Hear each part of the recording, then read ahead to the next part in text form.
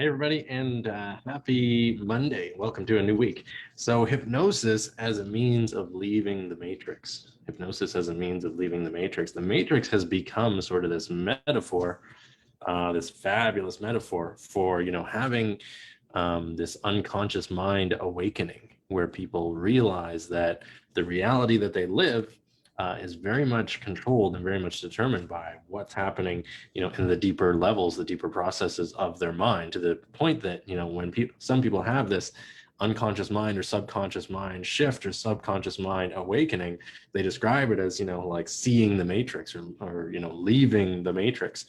So I'll leave it up to you to interpret exactly, what that metaphor means for you. But why is it relevant to hypnosis? And here's the explanation about reality that I give to my students on my, hypnotherapy professional designation training program. And it's that there's no such thing for a human being. For a human being, there's no such thing as an objective reality.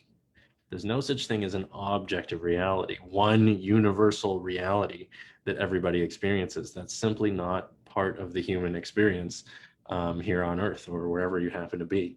And that's because the only way we can interpret and experience, whatever the objective reality might be, if such a thing does exist, is via our senses. And, the interesting thing is that our senses don't allow us to experience an objective reality. We can only experience our own personal subjective reality. And the reason for this is something that's, explained really elegantly by the NLP communication model, but I won't get into that right now in too much detail. But basically, most of the information that we receive about our world, what's going on around us, events, any information that we get comes in primarily through our five senses: visual, auditory, kinesthetic, which is feel, olfactory, and gustatory. Olfactory is smell and gustatory is taste. So, a lot of the information that we get to understand the world as it is and what opportunities are available to us and the meaning of events and all this stuff, all that information comes in through those five senses. And, the primary ones really are visual, auditory, and kinesthetic: what we see, what we hear, and, what we feel. And here's the thing: it doesn't just come in, as raw information that we directly interpret consciously. And that's because we're bombarded through these senses with literally millions and millions and millions of bits of information per instant, right?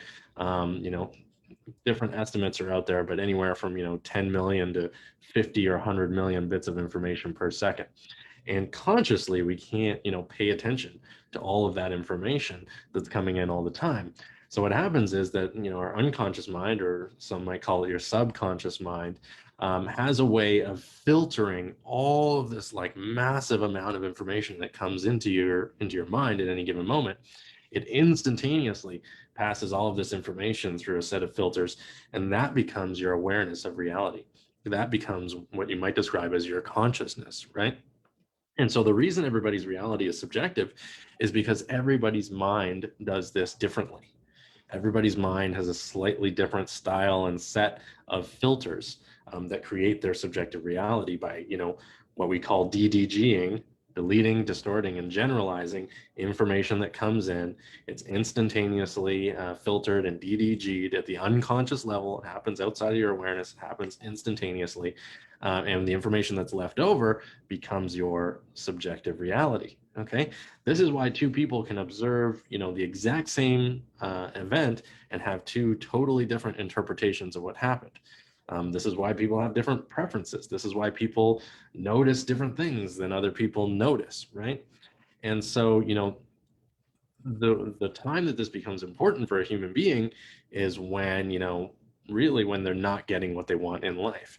And if you're not getting what you want in life, there's a good chance that, the filters that are happening at your unconscious level are not allowing that to happen. Because one of the filters, and one of the most important filters that exists at the unconscious level, is your own beliefs, and this unconscious filtering process always respects your beliefs, whatever they are, whether they're empowering for you or not empowering for you. So to give you an example, if you have a belief at the unconscious level that it's really hard to make money, You have a belief at the unconscious level that it's really hard to make money, which cannot be objectively true or untrue. It's just a vast generalization. Sometimes it's true, sometimes it's not. I would submit to you that it's totally possible to make money without working super duper hard. But anyways, if you have that belief, your unconscious mind is going to respect that in its processing and filtering the information that comes through to you, such that you won't notice opportunities where it's not hard to make money, right? You won't notice those opportunities for you. You might observe other people doing that. You might observe other people starting a business that makes it easy for them to earn lots of money and have fun and all this stuff. But the opportunities won't present themselves to you. And that's because these filters are going to respect your unconscious beliefs, right?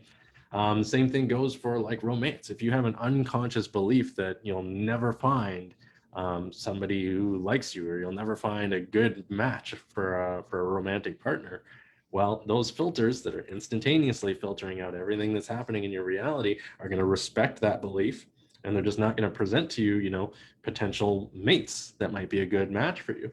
Versus if you look at the flip side of these two things and you look at somebody else who has, the unconscious belief that, it's really easy and fun to make lots of money, and I'm definitely going to find my perfect partner easily, and it's going to be a great and exciting process. Well, that person's unconscious mind is going to respect those beliefs, and is going to, create their subjective reality in such a way that it presents those opportunities. It doesn't allow the person to miss them. It causes them to have thoughts, feelings, and create behaviors that put them in situations where those things are likely to occur. Okay. So this is how, this is the connection between this, escaping the matrix and hypnosis. It's that with hypnosis, we go in and we have access to our unconscious mind, to our subconscious mind, where all of these filters exist, where all of these beliefs are that control our lives.